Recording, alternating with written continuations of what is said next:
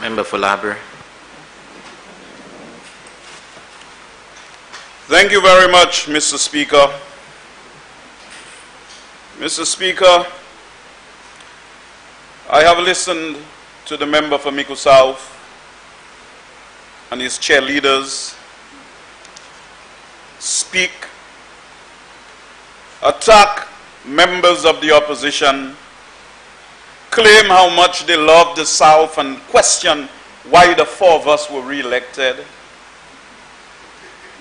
But you know, Mr. Speaker, the St.Jude issue has always been embroiled in partisan narratives.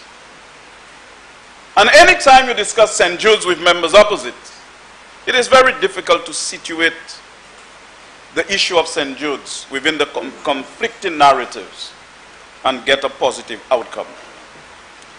But we are here to represent the people of our constituencies and, of course, the people of the South. And before I enter upon the debate, Mr. Speaker, I beg leave to address myself to some of the comments in the context of the debate. The member for Kasri Central decided that the priorities of her government are great to develop this country, and we were delinquent in government. St. Jude's has never been a priority for members opposite. For members opposite. For 4 years, yes, 4 years, you abandoned the St. Jude's reconstruction project. You spent millions of dollars on containers whilst you leave patients and staff, doctors and nurses at a hellhole at the stadium. Mr. Speaker, permit me, and I will go there with confidence. Mr. Speaker, I live in the immediate vicinity of St. Jude's Hospital. Yes, immediate vicinity of St. Jude's Hospital. And this is the hospital that served my constituents of Labri Auger, constituents from Soufrière, Choiseul, Saltibus, Vieux-Fort South, Vieux-Fort North, Mico South, Mico North, and of course Dennery South, your constituency. But over the past 4 years, all of them have been supporting this Prime Minister in doing what? Wasting the country's money. Abandonment of meat processing facility, $25 million. Acquisition of land for new meat processing facility, $12 million. Building of unnecessary road for Tioa King, $13 million. Awarding of Pomandu contract for vision planning of over $30 million. Acquisition of debt-laden Caribbean jewels property of over $100 million. Acquisition of shock swamp lands for hire at over $30 million. And millions from our NIC to give to some billionaire for some ridiculous experiment. Mr. Speaker, if a man is a billionaire, he's coming to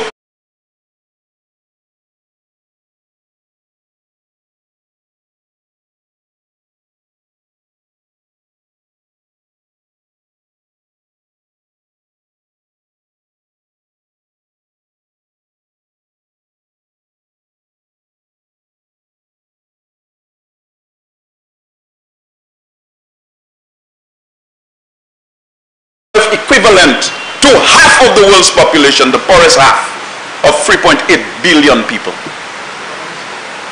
But you're busy wasting our resources on foreigners. Now I'll tell you what is happening. Whilst they have been ignoring St. Jude's, what is happening at the stadium?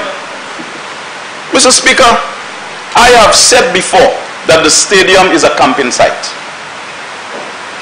And one of the things I want to highlight is the electrical system there that is preventing the doctors and staff from using equipment that would save lives at the stadium. And they keep on talking about saving lives. The east wing of the stadium had 2 feeds into it. 2. for a stadium. 2 feeds. After the fire, former Prime Minister King brought the operation of St. Jude to the stadium. And those 2 feeds could not have taken care of the power needs at the stadium because it was built for a stadium, not a hospital. And so what they had to do was to run another line from St.Jude to power the West Wing. And a number of years ago, one of the feeds into the East Wing was destroyed. So you know what that means? There is no backup feed to the East Wing at the stadium. And God forbid, there is a power outage. People on dialysis, people in surgery, and there is a power outage, and the generator cannot generate sufficient power to ensure the operations at the stadium, because it can only provide essential lighting if the power is out. Mr. Speaker, this is the situation that you have left the people in at the stadium. And I have made the point that the stadium is falling apart. You have a 250,000 gallon tank on one side, and opposite you have the power room with 11,000 volts. If there is an earthquake, Mr. Speaker, with patients and staff in the stadium, that is an extravagantly dangerous situation, Mr. Speaker. Mr. Speaker, heavy pieces of steel sometimes just drop from the roof at the stadium. It is still happening, Mr. Speaker. Heavy pieces. There is still fiberglass in the roof. The arch falls sometimes. The integrity of the structure of the canopy on the West Wing is in question. You have the tabular bars and the side struts are being supported by 4 metal building props. And they are not even anchored to the pavement. So anybody could knock the support. And you know what could happen? You know what's on top of the canopy? Approximately 60 pieces of glass, weighing each 480 pounds. A disaster waiting to happen, Mr. Speaker. When it rains, water seeps from the first floor into the operating room, into the maternity ward, into ER and all the rest of the hospitals. Huge cracks, Mr. Speaker. Mr. Speaker, I told you that the hospital was a camping site. And at a hospital, you have clear water, gray water, and black water. A stadium, they build a wet well for when you wash your hands or you bathe. That's for clear water, it goes there. But a hospital has clear water. It has gray water from washing the bloody linen, and the black water from the lab, from the maternity ward when people give birth. All sorts of waste being generated there, and it goes into the wet well. At a hospital, you separate them for safety purposes. Goes to the wet well, and it was being pumped to a treatment plant near the St.Jude area. There was an accident a few years ago, and a vehicle knocked a pole, and Lucilec had to replace that pole. And in replacing the pole, they damaged the 8-inch waste pipe. And so when St. Jude's operations were pumping from the stadium, it could not go to the treatment plant. So you had a backup situation where all that waste, clear water, gray water, and black water are returning to the stadium site, bursting pipes in the process. And what has happened around the stadium, it undermines the foundation. To the south side of the stadium, They do not allow people to go there. Erosion has taken place to the extent that it is not a safe thing to do for pedestrians and for vehicles to go there. If any truck goes there, it will sink. So the foundations are vulnerable. The roof is a disaster. The canopy is a disaster waiting to happen. And inside of the west wing and the east wing, you have staff trying their best to create partitions. They use PVC, 1-inch PVC, to have curtains on them, official line to separate patients. I have seen those things falling on women that just gave birth and the children on the maternity ward. These are facts that not even the best political liar can refute. Not even the best political liar can refute those things. And you are telling me, Mr. Speaker, that this is a desirable situation. But that's not all. Where is that biomedical waste going to, Mr. Speaker? Where is it going to? The biomedical waste now is being pumped using 2 pumps that are being used in swimming pool. You can go and look at it. Pumping about 18 gallons per minute. And the biomedical material is going to the drain along the Castries Beaufort Highway. That's where the biomedical waste is going. And this is a government that claims to love the people of the South.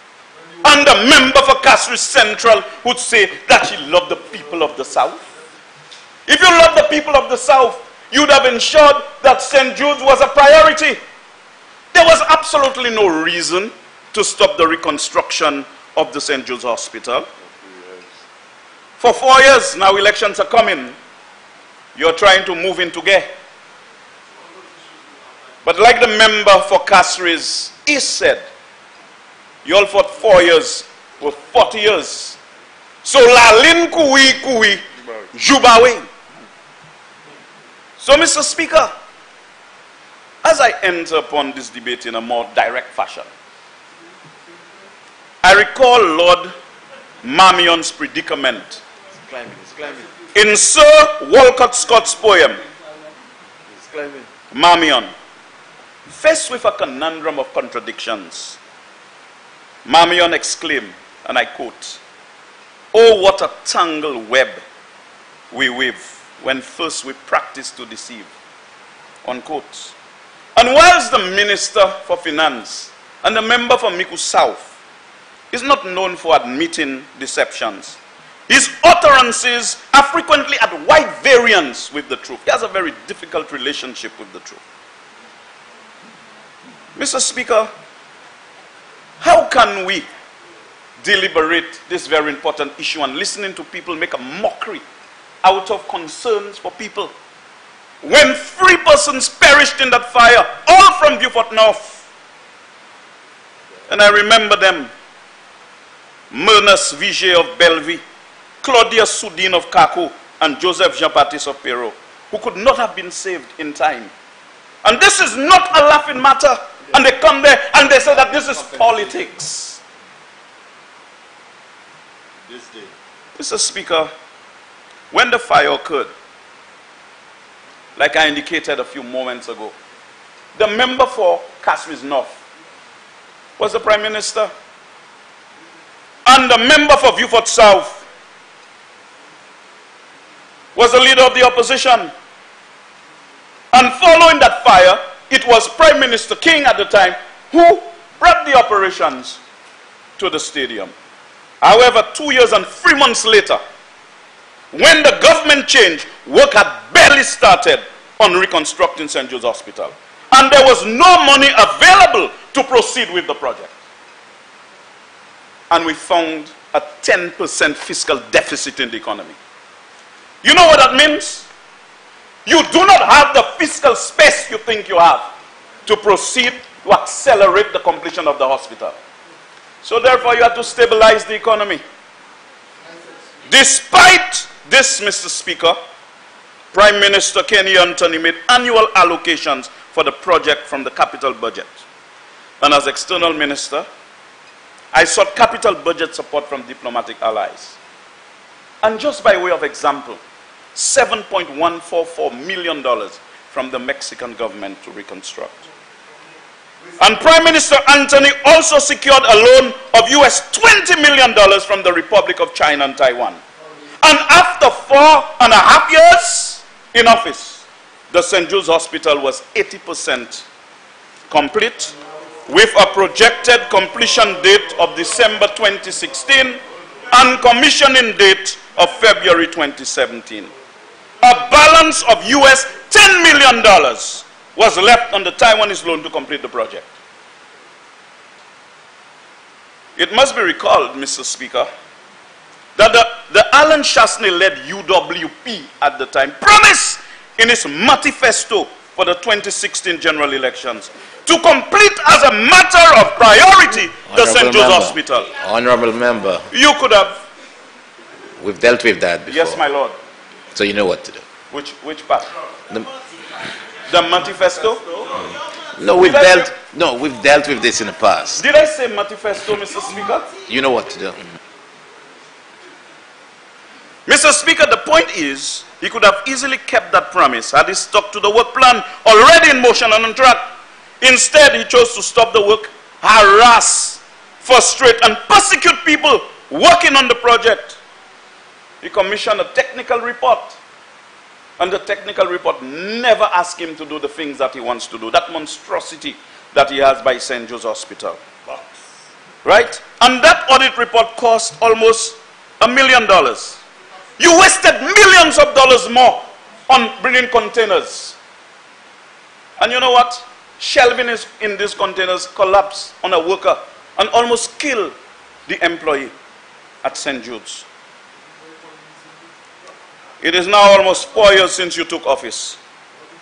People have died due to inadequate facilities and equipment at the Stadium Hospital, and your failure to complete and commission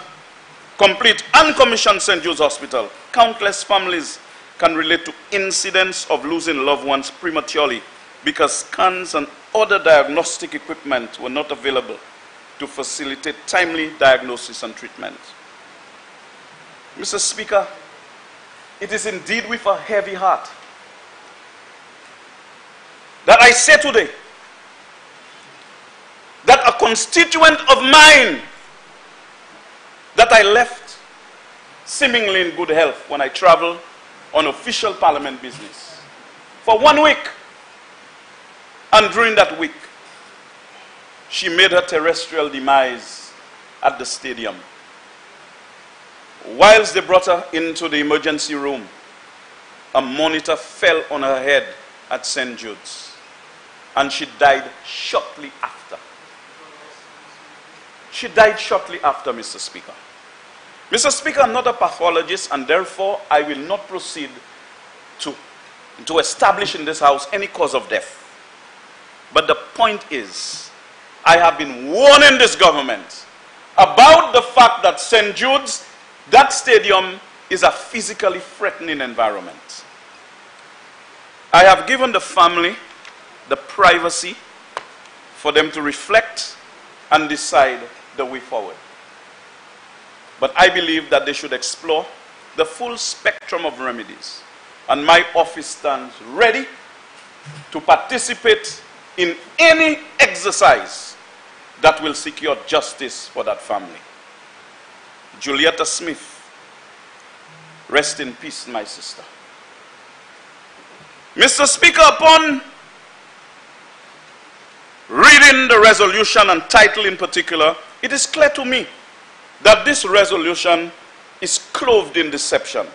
St. Jude's Hospital Phase 2 construction project, what is that? What is that? Where is this coming from, Mr. Speaker? The whole country knows that we have a hospital reconstruction project going on, and you are coming to Parliament to seek approval to borrow for Phase 2. That is deception to the highest level.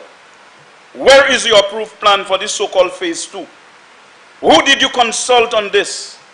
which medical professional groups you consulted, which patients advocacy group, which nurses group, which hospital accreditation agency, which parliamentary representatives, which social and community activists did you all consult when you all decided to do your party show?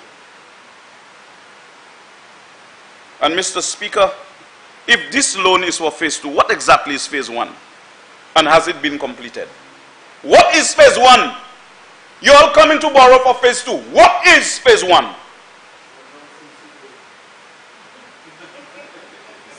We did not see any phase 2 in your manifesto. I didn't see any phase 2 in the manifesto, Mr. Speaker.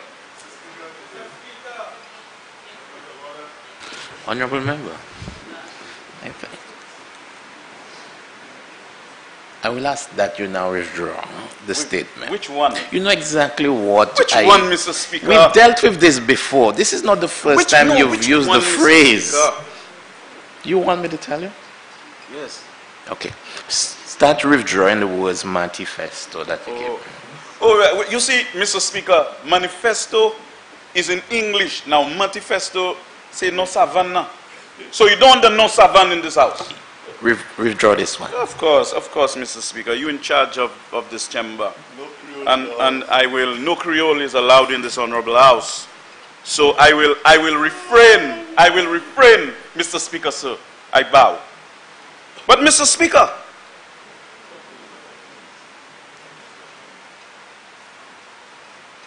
how can you find a hospital that was almost completed? You left the buildings there. You demolished 2 buildings costing approximately $6 million. With the range project, I think you actually forgo an opportunity for 20 million US dollars in some penalty. Is that correct? I stand corrected. If that's not the amount that was given to range, I stand corrected.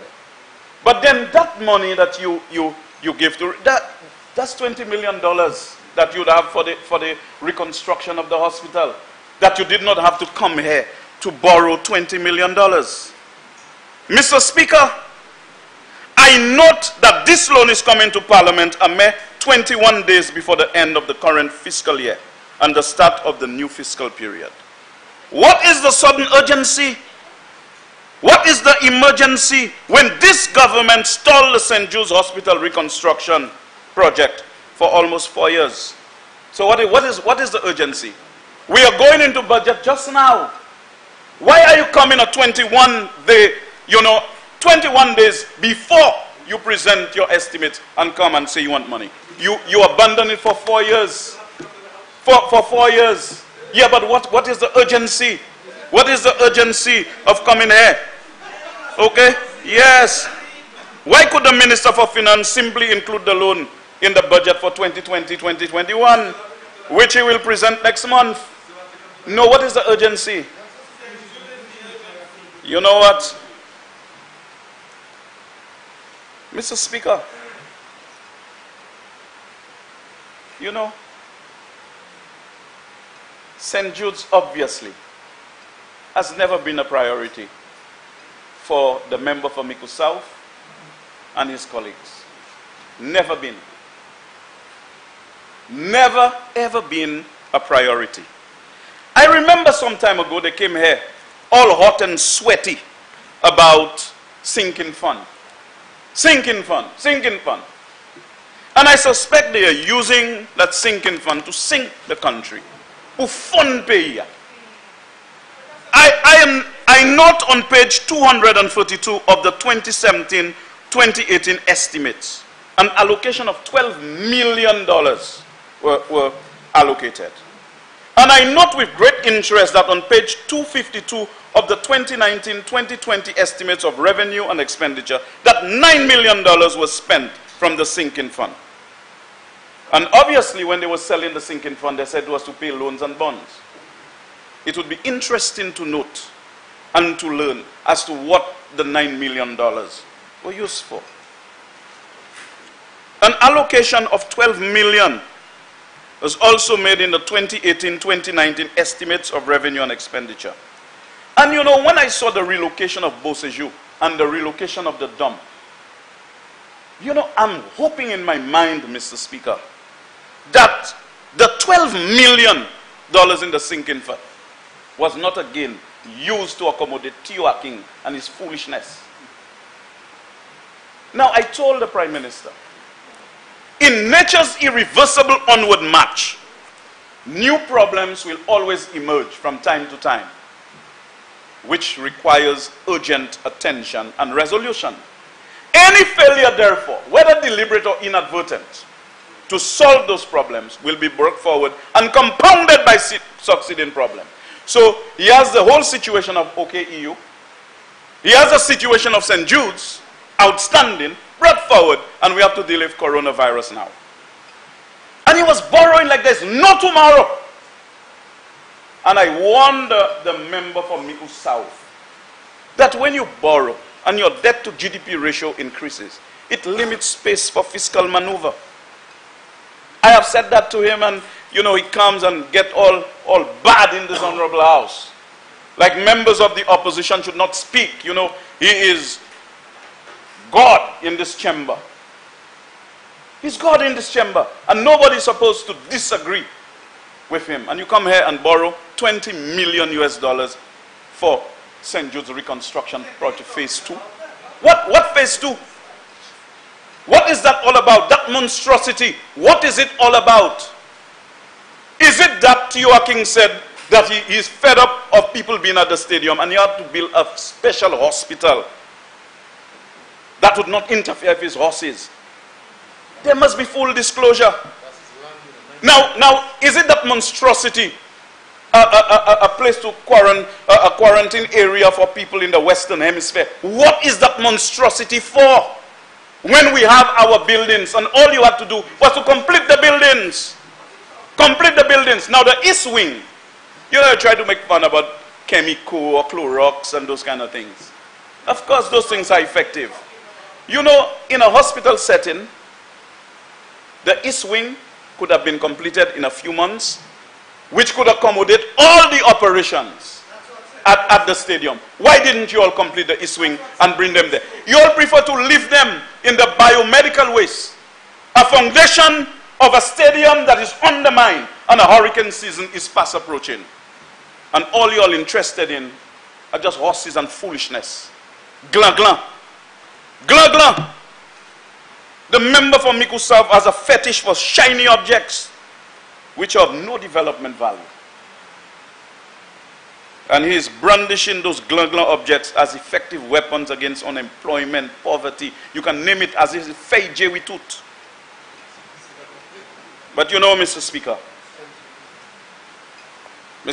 I wish to make it abundantly clear that if members opposite believe that the people forgive them for keeping them at the stadium in that hellhole for 4 years, and as elections are fast approaching, for them to come and do stadium and say, you see what I did for you? I built a hospital in 2 months. And he said in May 2020, the monstrosity will be finished. Your leader, your boss, he said so when he was introducing it. Now, Mr. Speaker, I end on that note. How long will those people stay at that stadium? When the member for Beaufort South applied for the loan of US $20 million from the Republic of China, Taiwan, he applied for it in 2013. It was approved in 2014. And the first half was actually disbursed in 2015. Given the second half, we left it for you all to complete the hospital. That's what we did. That's what we did. Now, I want this side to indicate to us that given that gestation period, how long? From 2013, approved in 2014, disbursed in 2015. They have some enzyme that will expedite the digestion of that loan And so in quick time, they will get the loan to build a hospital in time. Because they have been talking about elections all the time. You all have failed the people of this country. The health and education priorities are of no consequence to you. And you'll come there as champions of healthcare and education. As champions, everything that was of importance to us, like the laptop programs, I helped coming for Libewa there a while ago. A Libewa. A Libewa. You know, but you see, Mr. Speaker, I will say very clearly as I close. I believe, Mr. Speaker, that this government has wasted the country's resources, and there's no need to borrow $20 million to feed that monstrosity. Absolutely no reason. This side has always argued that anything that's of value, anything that will develop our country, we are going to support this government fully. But when they come with a pappy show and come and attack us because we express concern for the people who are trapped at the stadium and they are dying, like my constituent, Julietta Smith, got to the hospital to get better, and as soon as she gets on the bed, some monitor falls on her head, and moments later, she has just made an exit from this life. Akwadi moon say just kunwavet, but can just spray. And you know what was your response to when we said that people were dying? You all came last year, I think it was in December 20th, with some VAT waiver for funeral. So you all complaining people dying, we're making it cheaper to bury them. But no, Mr. Speaker, what we want is proper health care for our loved ones to live longer. And so when you believe, you come and you make burying people cheaper, $14 can go along with it. This is nonsense, Mr. Speaker. And we are not going to tolerate that. We are not going to tolerate that. And when I spoke, I made it clear that anything to make life better for people, to give them any decreases in anything in a sustainable way, it's okay. But what we need, whilst you welcome reductions in VAT or anything, what we want is proper health care. Make the necessary spending in health care. Make the necessary spending in health care so that people can live longer. That's the bottom line. Like when the member for Beaufort South was Prime Minister, he gave people with diabetes and hypertension free medication, free screening and free medication. And you know what? During that time, funeral homes were balling, business was slow. Because lives were being saved. So if somebody had a funeral home and they had vote for Labour during that time, I understand business was slow. You know, because we gave them better life. Mr. Speaker, thank you very much for making my contribution.